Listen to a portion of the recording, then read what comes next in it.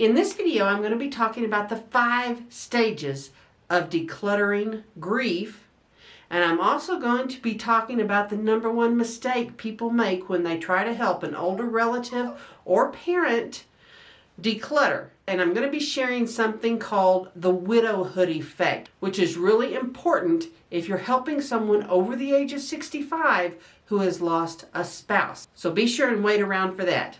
Also, just as a side note, this is Gracie. I have tried to shoot this video several times without her. She is a brand new pupper. She's a little healer. She's 6 weeks old, and every time I put her down, she cries. So in order to get through this video, Gracie is going to be my assistant. But let's get to talking about those 5 stages of decluttering grief. I have used the stages of grief for this video because they are absolutely identical to the stages of decluttering grief. It's the same thing. But let's talk about how these stages apply directly to decluttering. Now, the 5 stages of grief are denial, anger, bargaining, depression, and acceptance. But let's talk about how those relate to decluttering. Well, the first one is denial. And if you're trying to help a parent or an elderly family member declutter, that's going to be the first pushback you get. I'm not a hoarder. I don't need to declutter. Why do you want me to get rid of my stuff? What's in it for you? Why are you doing this to me? You will get a lot of denial in, I don't need to do this. This is unnecessary. Why are you even caring about this? That is absolutely normal. People deny they have an issue at all. They deny the scope of the issue. They always think they have way less stuff than they actually do. They think it'll only take a few hours. It'll take a day. No, it may take you weeks to get through all the things they actually have. It's amazing how much stuff we accumulate. And especially if you've been married and lived in a family home for decades. There is a lot of stuff.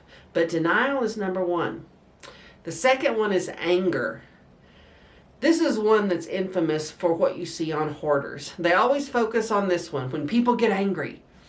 Because that anger is, why do I have to do this? Why are you making me do something I don't want to do? Why is it so important for you to destroy everything that I remember? It can be brutal. This is the stage when, even if you have relatively sweet little old parents, they will start reminding you of everything you have done wrong since the age of 2, every bad decision you have made, and how you are not the person to get this done. When people get angry, it is usually a reflection of, this is their life. And it's easy for me or you or anyone else to say, well, this is just junk. Why do you want to keep this? But to them, it's memories. It's who they were. It's who they were most of their life. And it's a lot to ask for someone to get rid of that. And they may not even realize it until they try to start getting rid of things, and then they get angry. The third stage is bargaining. They'll say, well, let me keep this and I'll get rid of something else. They'll bargain their way through it. That's not decluttering. That is not actually getting rid of things. They'll start to just shift things around. Well, let's just wait on this, or maybe we'll give that away. We don't want to just get rid of it. And there will be a constant bargaining. That bargaining will wear you down. You get tired, they get tired, and it ends up in a battle, a fight. Here again, you've seen this on the TV show where people are saying, well, I'll just keep this part. Or, why don't you just declutter this room? Let's keep you over there. They're keeping you contained so you won't interfere and really declutter things that they perceive to have a lot of meaning to them. The fourth stage is depression. And this one can be really hard for you as the person who's trying to help them. Because that's when a lot of times they just give up. They'll say things like, well, I don't care anymore. You don't care. Whatever. You just do what you want. I don't care anymore. They do care. They are just so overwhelmed with the amount of loss that they just can't emotionally deal with it, and they shut down completely. That is not the time for you to really go in and do what you want. That is not the time. They will never get over it. You must slow down.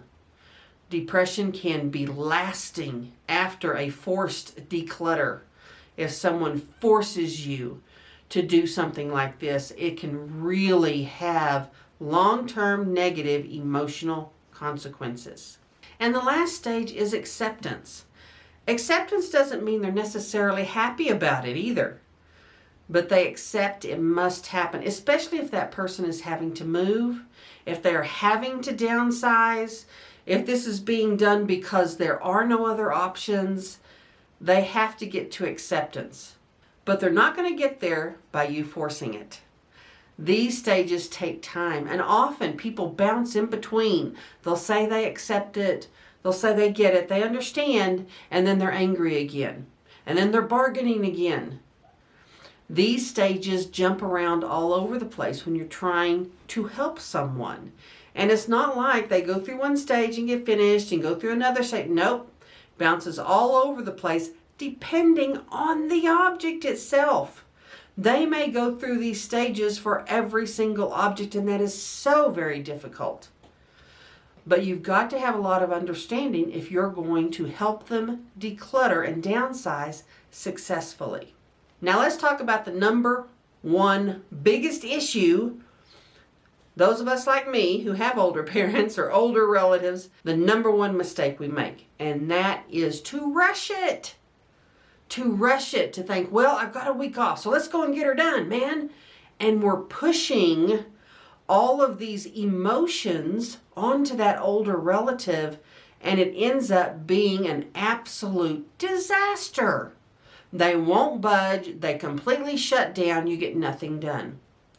Understand that decluttering, just like grief, is a process. It's a process for you, it's a process for them. It doesn't just happen because you decide it needs to happen this week. If you try to force someone to immediately do it on your timeline, it will be a disaster. It will not go well. You may forever damage that relationship. And that really is not what you want to do. You have to slow down, and you have to have a lot of compassion and understanding. There's a lot of talking, a lot of communication that has to go on if you're going to be successful in helping an older relative declutter and downsize. Now, it's easy to think, well, you're just getting rid of stuff. It's not that big a deal. But let's talk about how big a deal it really is. There is something called the widowhood effect. And this is very specific to people who have been married, they're over 65, and they lose a spouse. The widowhood effect is based on numerous studies, and many of these studies were done before the year 2000, and those subjects were largely baby boomers, where you tended to have, husband and wife. The husband was the main breadwinner, the wife was the main household person, and they didn't have near as much shared responsibilities as we do today. In those studies, if one person lost their spouse and they were over the age of 65, they had a 90% chance of dying within the next 3 months. That's the widowhood effect. After those 90 days, it goes way down. Well, they have since updated that study. And the Journal of American Medicine ran a study in 2014.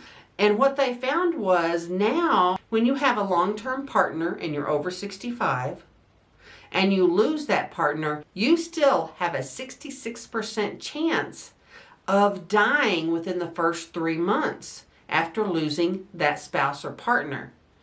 Once those 3 months pass, it drops dramatically. It's only 15%. So if you are trying to help someone and they have recently lost a spouse, do yourself a favor and wait at least 3 to 6 months. Let them emotionally work through some of the death before you're asking them to give up objects that represent that partnership of a lifetime. That is a big deal, and you can really compound the widowhood effect if you force them to declutter and downsize right then. If at all possible, give it 90 days.